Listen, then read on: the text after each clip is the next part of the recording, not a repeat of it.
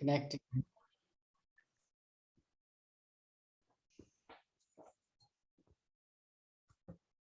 Hello. So we have people coming on board now because we've just opened up. So I might just wait a minute or so.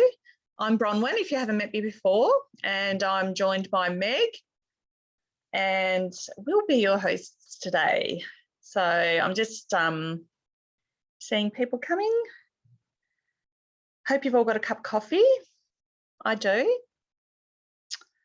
So here we are. And I hope you're safe wherever you're calling from or viewing from today. With all our storms and floods and whatnot, it's quite terrifying to watch. Now, there's a few people on here already.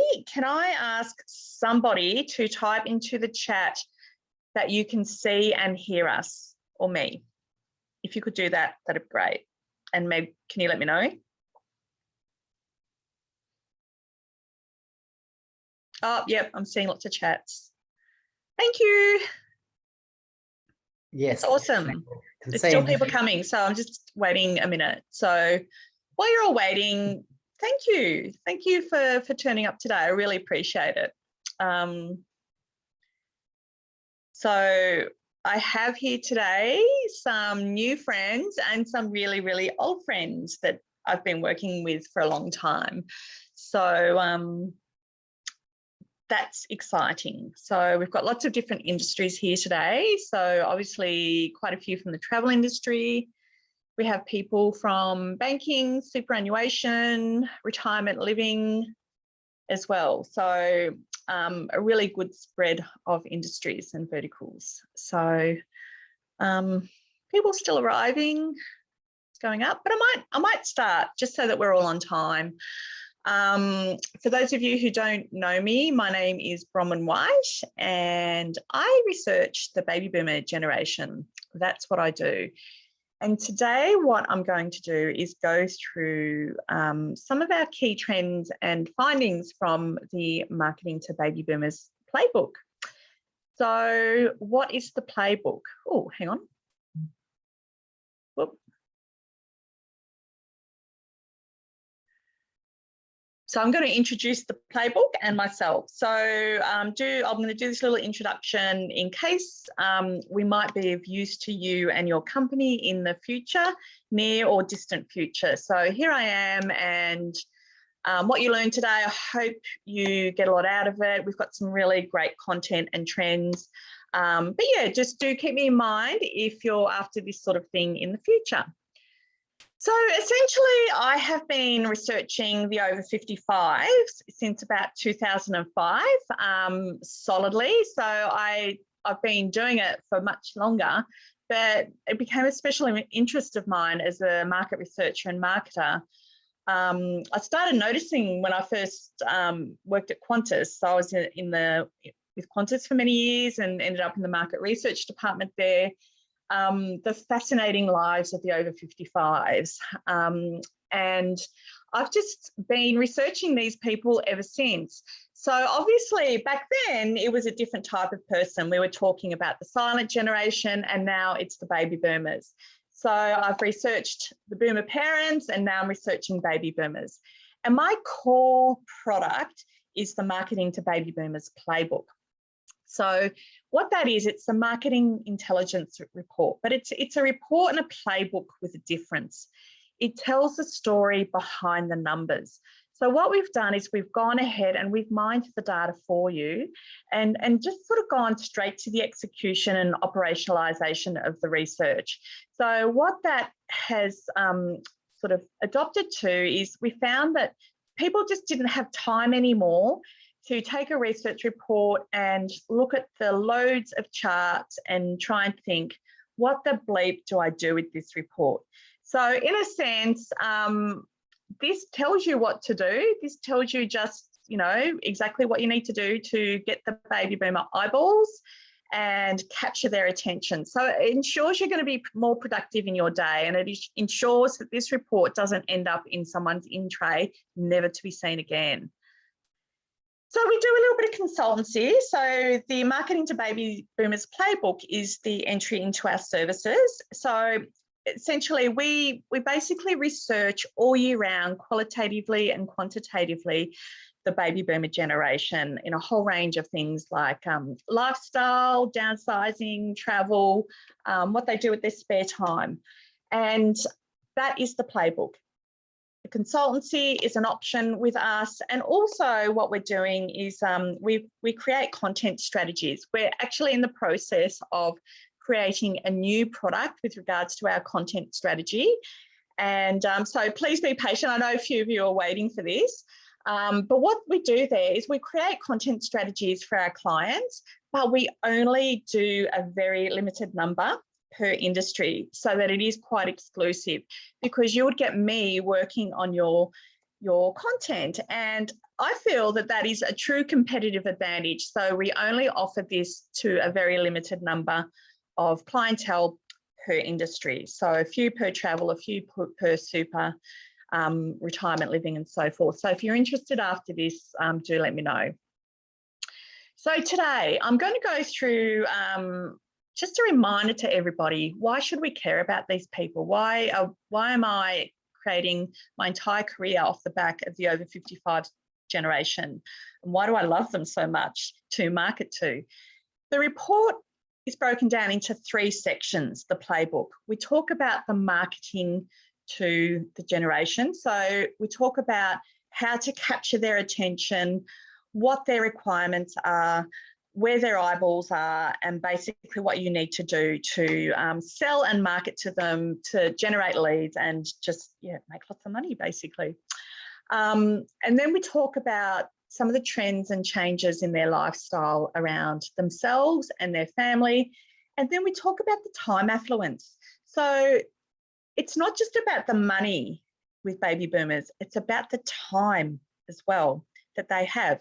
So it's a powerful combination, an entire generation of people who have more money than anybody else and more time than anybody else. I mean, what is not to love about that? So some of you have seen this before, but I just always think it's really powerful to recap. Why on earth do we care about this mob? And this is the only boring chart in my entire presentation. Okay, I promise I'm a chart-free zone, but this one tells such a brilliant story. This is Australia's birth rate across generations from the 1930s right through to 2010. So we can really see what is happening here. So down here in the 1930s, we have quite a low birth rate, and it steadily increases after World War I. So what happens when we get to World War II? Again, it's fairly stagnated, but, bit of an increase. But at the end of World War II, what happens is there is a huge, huge spike in births. And this is what is referred to as the baby boom. So what happened at the end of World War II is that all the soldiers around the world in all Western countries and Japan, so not just Australia, we're talking America, we're talking Europe, New Zealand, of course, all the men had been away for years and years. And what do you think that they did? The first thing they got home and did a lot of, they shagged. There was a lot of shagging going on after World War II when all these soldiers came home to their wives and girlfriends. So hence the post-war baby boom. And what I love about this, there's so much social information in this chart. So it went up and up and up. And then we got to the late 60s and the contraceptive pill was introduced. So that what happened is that women could shag all they wanted and not get pregnant. So that was the start of women's liberation. We were not constrained to the house and childbearing anymore. So you can see here just the rapid birth decrease. It tells a story, a social story of Australia.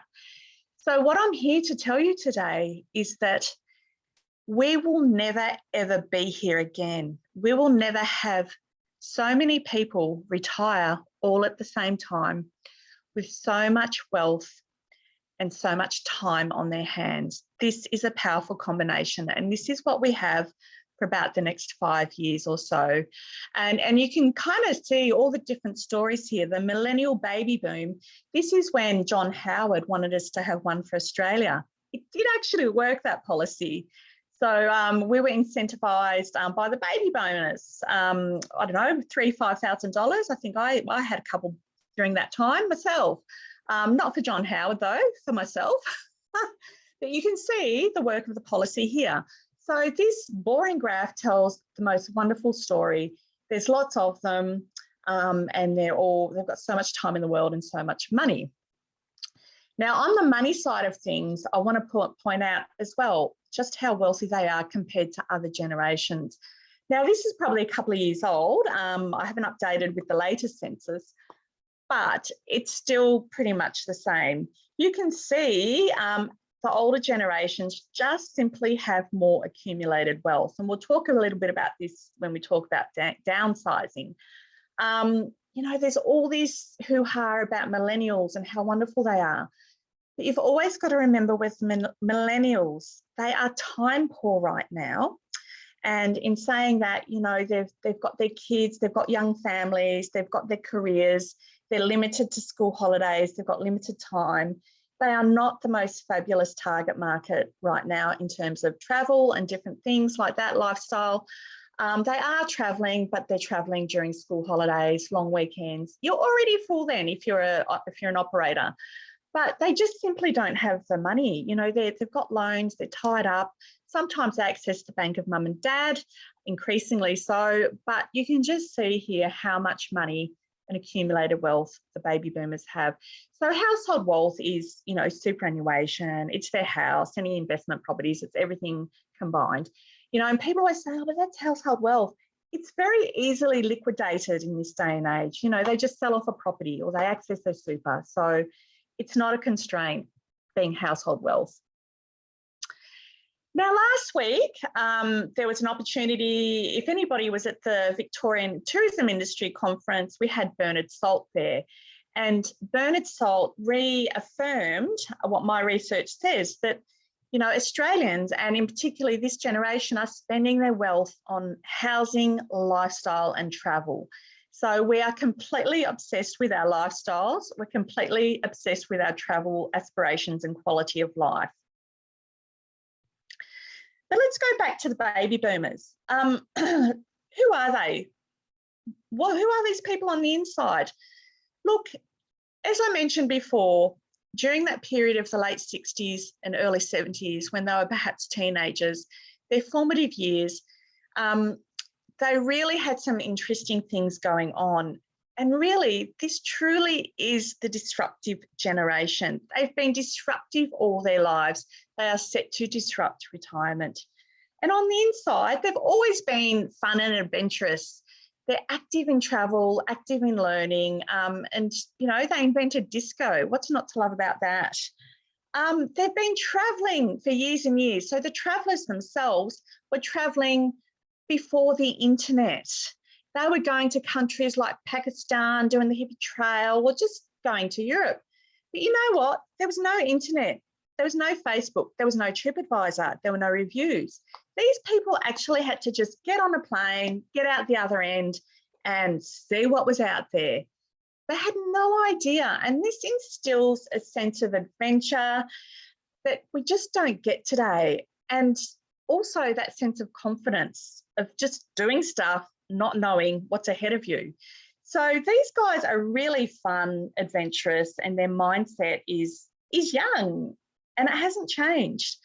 You know, it was the sexual revolution. I touched on that before with the contraceptive pill when that came in, you know, and that translated to women's liberation.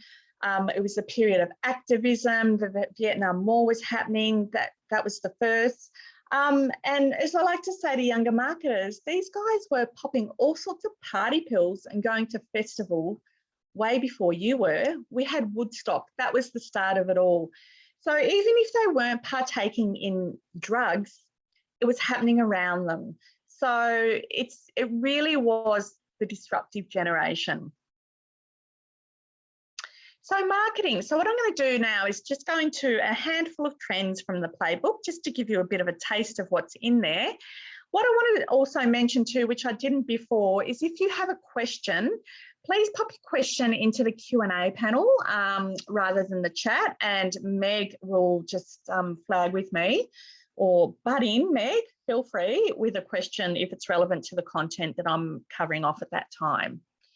So how are we marketing to baby boomers? What is the best way to market to them? Now, I have to say, despite all the hours we're spending on social media, both paid and organic, everything starts with Google. I mean, this is just for everybody anyway, but for this generation, every customer journey starts with Google. It is by far the #1 source of information for Australian baby boomers and Australians aged over 55. So, you know, this goes for everything: finance, luxury cars, homes, upsizing, downsizing. Our boomers are literally spending hundreds of hours researching their topics, particularly if it's high involvement. They will spend hours and hours on the internet researching stuff, whatever it is they're researching at that time. It could be Elvis. It could be, you know, houses. It could be retirement villages. It could be, you know, caravanning around Australia, a whole range of things.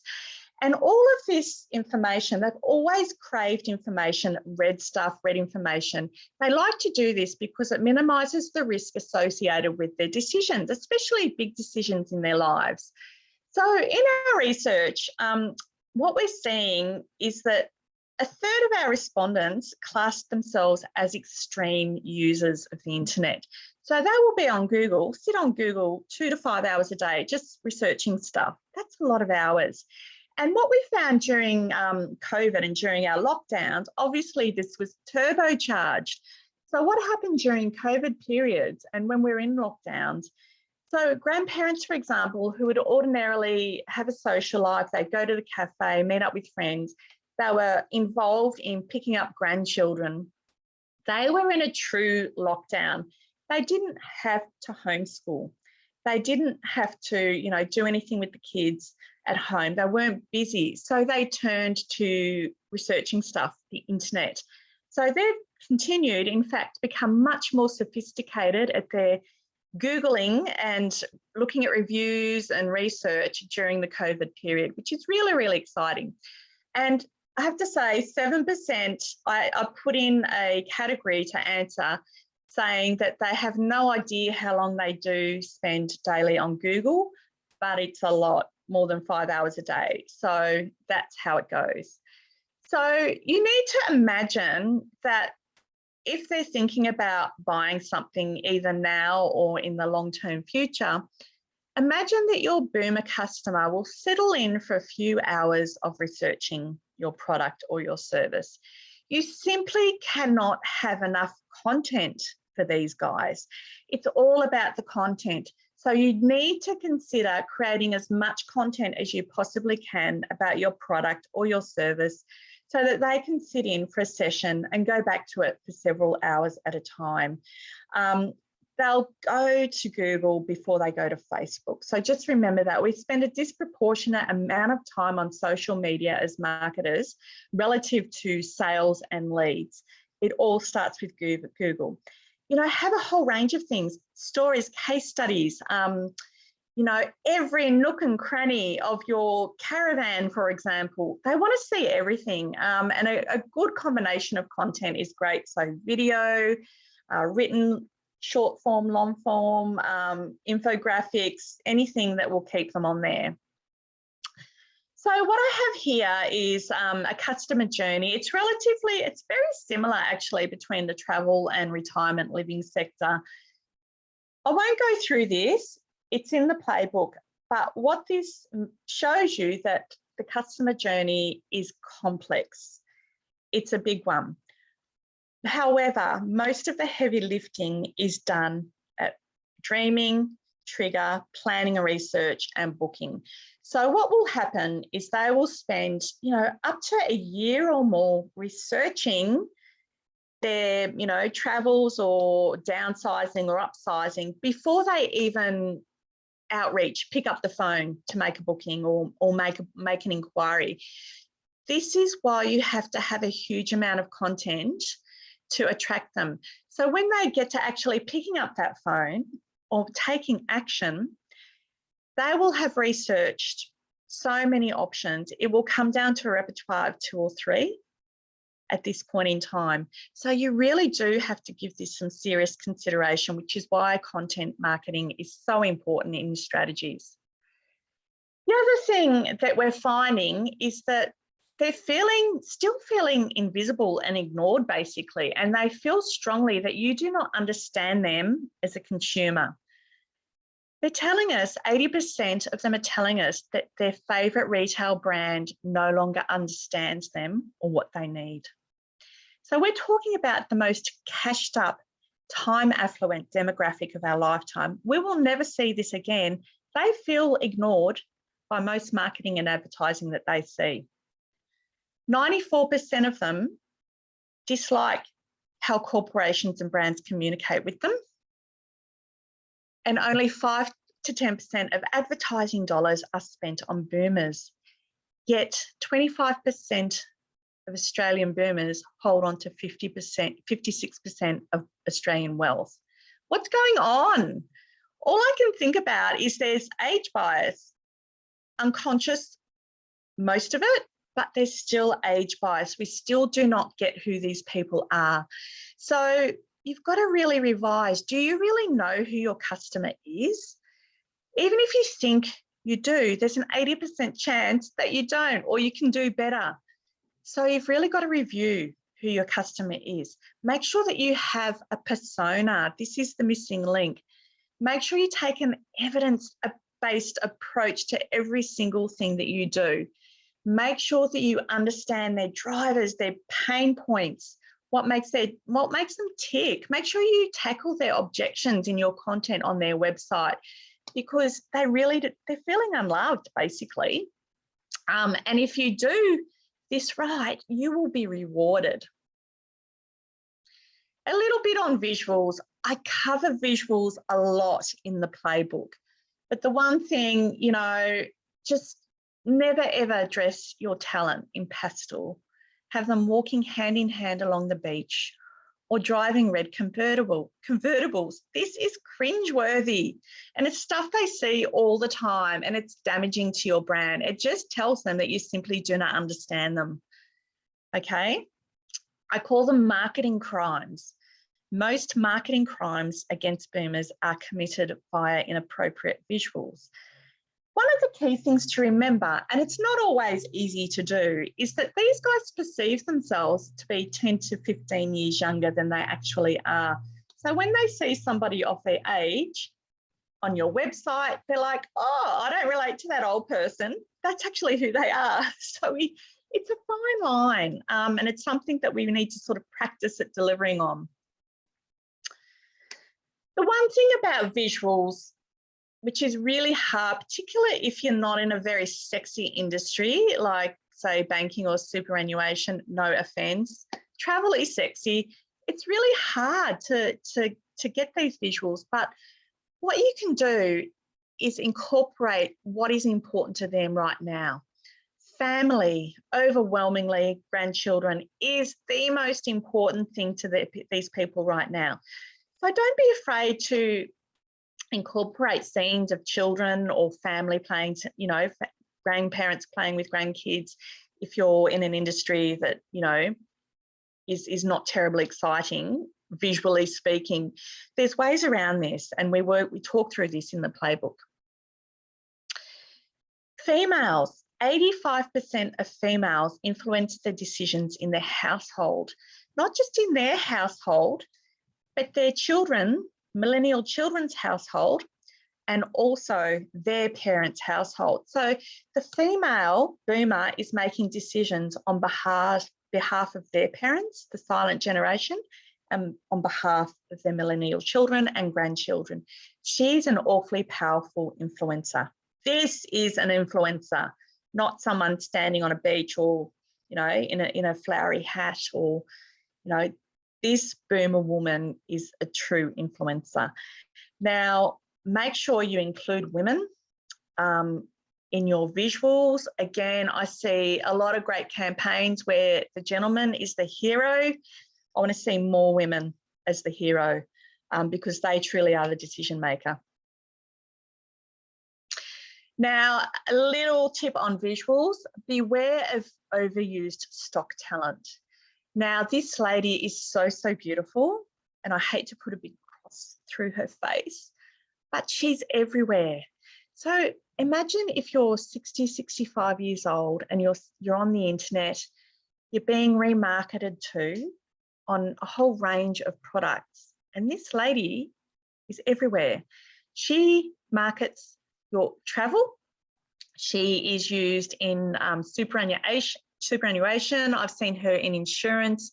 I've actually seen her, I think GoDaddy use her as well. And for domain names, she's everywhere. I think she's American, but my God, she's making so much money right now because everybody seems to think she's the epitome of the boomer woman, that we all want to be this woman. She's truly beautiful, but she's everywhere. And your boomer customer knows this. So if you're using stock imagery, really be careful about where you're getting it from, what you're using, who you're using. It's always preferable to use your own photography if you can, but not everyone can afford that.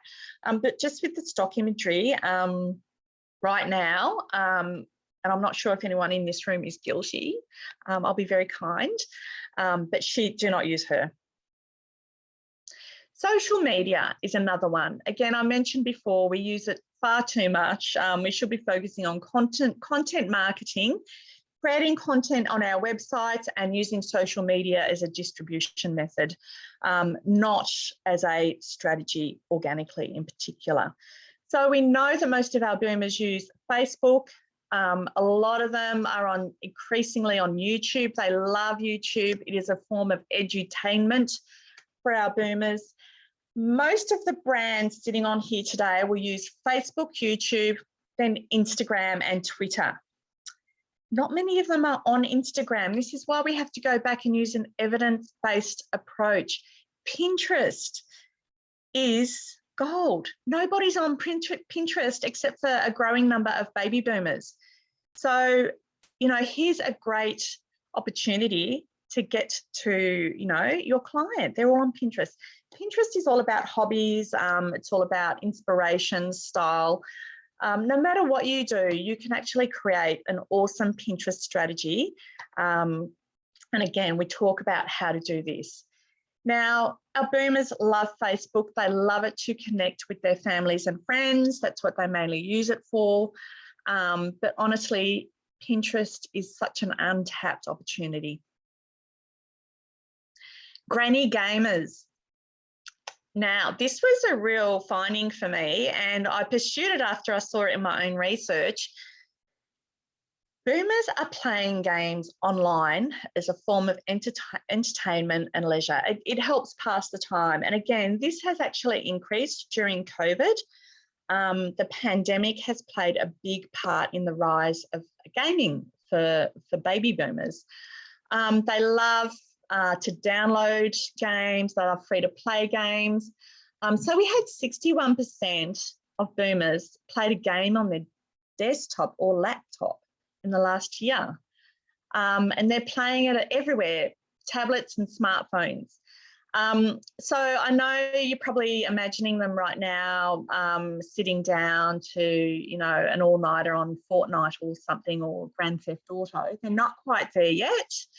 What they're doing, this translates to puzzles and Sudoku and quizzes and trivia. This can be actioned in your strategy by putting, you know, some quizzes on your website or any sort of trivia. It doesn't have to be a game per se. You know who does it really, really well is the senior. And we might have a couple of people on the senior on this webinar today. And if you go onto their website, they've got a whole range of different gaming solutions for this demographic. And I know that they all sit on there for hours and play the crosswords and the Sudoku and everything else that's on there. It keeps them on your website. It keeps them engaged with your brand. Now, the thing about gaming too, if you want to get into it, there's lots of pre-made software and tools. You don't have to go off and create your own Fortnite or, you know, Roblox, whatever. It's all there, and, you know, you just have to explore some of these software opportunities. Any questions, Maggie? Meg? No, not. Are there a couple coming through? Jan Wild has typed in, what proportion of marketers here are younger? I need to hear this. Are they listening? Okay, so maybe, here's Kelly. So maybe if you're under 35, raise your hand. That's 5. 5 or 6? 6. 7. Good on you, Jan. So glad you are here. I've never met Jan in person. She's a friend I made on LinkedIn. So how many is that? We've got 6. Hopefully you guys have had a bit of a light bulb moment, yeah? So thank you for doing that. What I want to touch on now is a few of our trends around transitioning. In the report, we talk about, and I haven't got it covered off here, but I really, you know, time was a problem here. I want to put everything in. Grey divorce is something that we need to look at, triggered 90% of the time by the woman of the relationship. So it's something that I might talk about in my next webinar as well, and the opportunities around being single and what that means for marketers. Now, as I touched on, baby boomers are the original disruptors. They've been disrupting all their lives. They've been troublemakers all their lives. They've been making it easier for younger people all their lives. So they've kind of tread a path that hasn't been tread by previous generations, if you like. You know, the sexual and gender revolution, drugs, festivals, activism, even climate change. They've been, what I love about this generation, and there's loads of research to back this up, is that they are true climate warriors. They might not say go and do an eco resort by choice, but they are making decisions about your brand, whether or not you have your green creds in place. So just something to consider and flag. Again, I talk about this in the report. You know, the concept of retirement in itself is completely outdated. I'm going to tell you another story about how retirement came upon us all. Retirement was invented in 1889 by a German who saw all of his workers in his factory. Basically, they'd get to about 58 and die soon after that. It was the start of, it was in the Industrial Revolution. It wasn't the start of it, it was about the middle of it. But he wanted to give his workers a year off before they died, a year off at home to enjoy. So basically back in 89, once you retired, your time was up pretty soon after that. You'd pretty well fall off the perch a year down the track.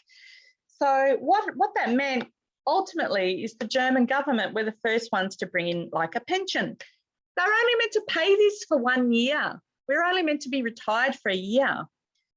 Okay, so you can see how stupid the concept is. It's completely irrelevant now. But now what retirement is, baby boomers are winding up, they're not winding down. This is a serious difference. And I think a lot of us marketing and advertising, we're advertising to the generation prior to baby boomers. So when you think about the boomer mum and dads, the silent generation, they probably were the last generational cohort to really retire properly. So they would retire and then maybe play a bit of golf, but watch TV, have dinner at 5 o'clock, and that was kind of it. This is not the baby boomer generation. They, again, like they did in their teens, in their formative years, they are completely disrupting retirement. It's time to do the things that they have always wanted to do. So they may have been a slave to their desk for the last 30, 40 years. They've been planning this time for the last 30, 40 years. So that gives a scarcity and an urgency to whatever happens post-retirement. So what that means is, you know, they've got all these countries to go to, or they've got a business that they want to start. There's a whole heap of lifestyle choices. They want to get the caravan. So they are living much, much longer than a year, of course. They're much more healthier than they were. So we need to treat retirement not like we did in 1889, which many of us are doing. We need to treat it as their third life. This is the third life. Is that Meg? Question, Meg. Did you have a question?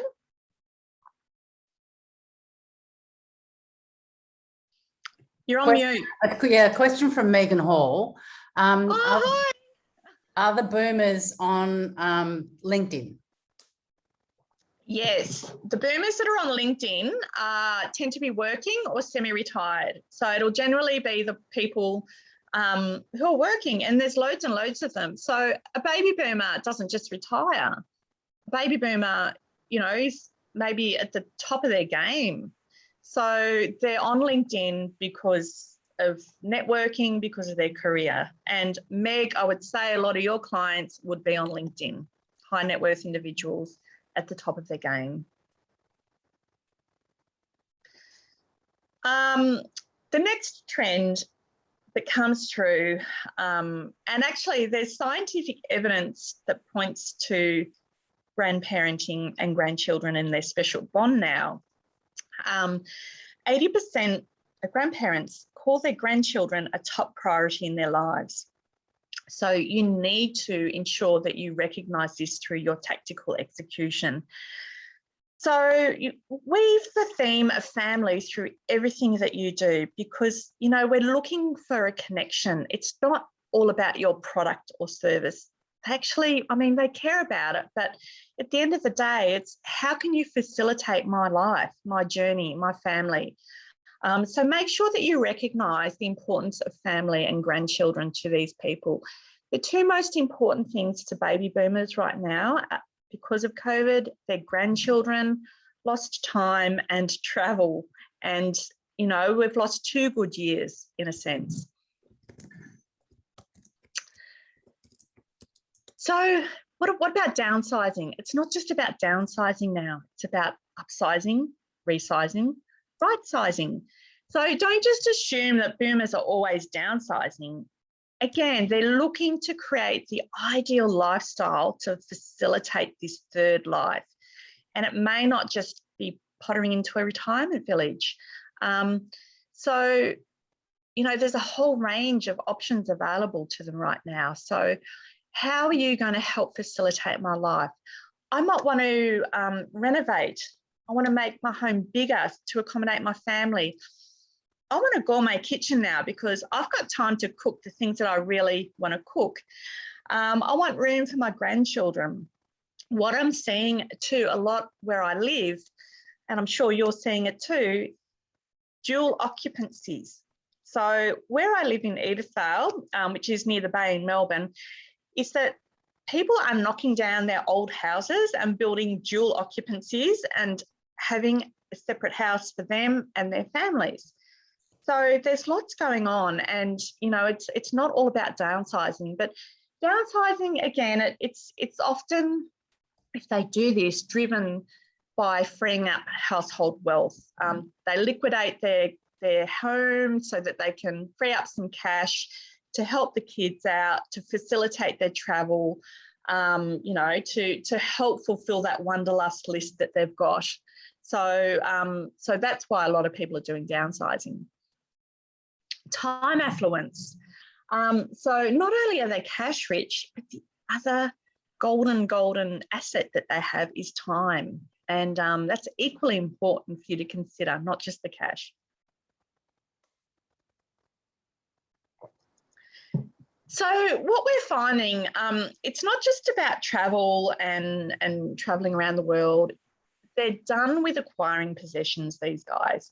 They're seeking much more meaningful experiences. They're looking for what Dr. Ken Dutchweld refers to as peak experiences. So what that means is, how can you help your customers build enduring and powerful memories for themselves and their families?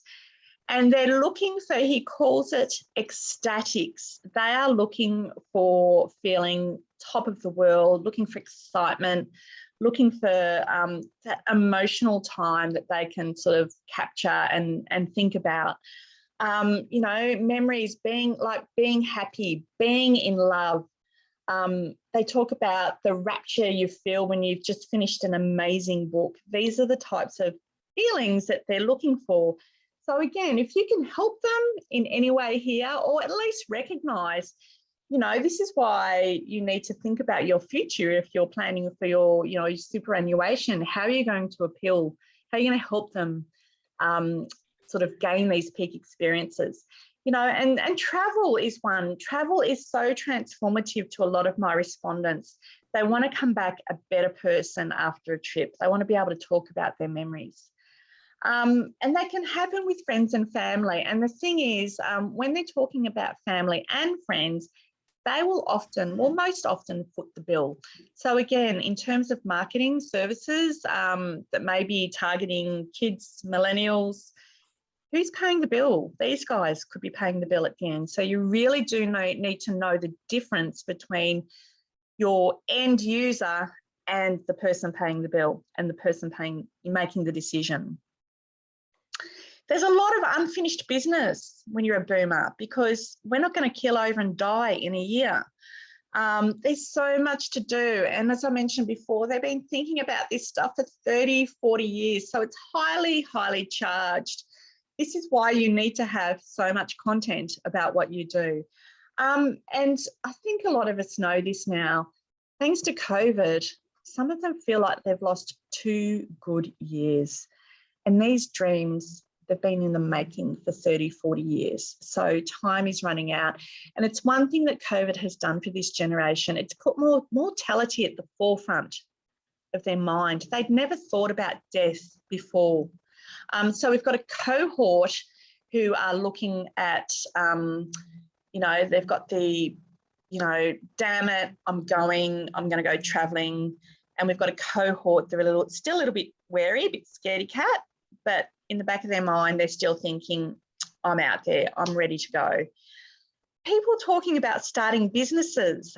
So they might be office bound for 30 years and then they'll retire to start a new business. You know, we've had respondents talking about finishing PhDs. I had a guy wanted to build an eco resort. So there's a whole range of plans, big, big, big plans, and pursue the things that you've always wanted to do. So boomer startups, the thought of it really, really excites me. And Harvard did a study into startups and what makes a startup succeed. Now, what is really amazing is that they tell us that baby boomers are the most likely to succeed in a startup, not millennials, not Gen Z. So again, the misconceptions. So they will succeed, particularly if they start their business in their 50s to late 50s. And they're starting a whole range of businesses for a whole variety of reasons. So it may be something that they've just discovered. They may be internet savvy now, thanks to COVID, so they're going to do an online business, or it's something they've been thinking about for a really long time. So with this trend, I kind of imagine if we could see startup incubators or co-working spaces in retirement villages and retirement living solutions. So my vision is to have, any new builds or any existing builds become more, I guess, relevant in your field is co-working spaces. But not only that, you've probably got a community of really successful business people who can advise these startup businesses. So you could create your own little incubators within the village. How amazing would that be? And how transformative, how disruptive is this to the, you know, the whole retirement living solution? I love this trend. So that's a taste. That's kind of some of the latest bits and bobs in the playbook that I'm selling. So in the book, you get 18 insights to do with marketing. I cover off family life stages, time, affluence, and trends. So sorry, Meg, was that a question? I've got Meg coming through on text when she needs me. Yes. Will the slides be distributed afterwards? Not the slides, because they're for my clients. I'd love for you to become a client. So this is really special. I don't do this very often. I am, however, going to send a recording. So you can go back and review everything and make your notes. Now, if you want to become a client, I would love to have you as a client. $5,000 is the entry point for the Marketing to Baby Boomers Playbook. So you'll get the full report, you get a half-a-day workshop and consulting with yours truly. So I will come in and help you with your brand. You can use me anyway, as long as it's all above board. And support. I know, Meg, you're here. I'm really happy to get on the phone, and if you want to run stuff by me and it's like a quick question, or what do you think of this photo? What do you do? What would you do in this instance? Yes, I'm happy to have a chat to you. So I like to really help my clients. Anything beyond, say, 20 minutes, it becomes consultancy. But yeah, so I really love to hear what you're doing when you're using this research. My goal is to ensure that you use this. So I allow you full access to just get on the phone to me. So here's my details. If you would like to contact me, there's my phone number. Also, please, if we're not connected on LinkedIn, I'm always putting new trends and insights on LinkedIn. That's how I met quite a few of you here. There's my email address. I am between websites at the moment, I have to say. So at the moment, I'm New Young Consulting, but I have nabbed, would you believe, at marketingtobabyboomers.com. So we're building that at the moment, and that'll be released fairly shortly. So what I'll do now is take any questions that you may have, questions, comments. Meg, what have you got for me? No questions at the moment. Wow. I've got one from Alex, which is very specific and requires an answer after, I think. Sure, okay. But other than that, just if anyone has a question, please type it in for me. Brains. Is everyone just shocked, or? I'm happy that means people enjoyed the content. I'm sure they have. If you've got a secret question, feel free to just email me, and I will be very happy to answer it personally on the phone or by email. That's totally fine. So is that it? I think so. Wow. John and Tanya are saying thanks. No worries. Thanks from Jody. Okay. All right then. Well, I might wind it up then. And thank you all for taking an hour out of your day. We're all so crazy busy right now. And I will send this out as a recording so that you can go back through it. Thanks again, everybody, and have a great day. Bye. Bye, everyone.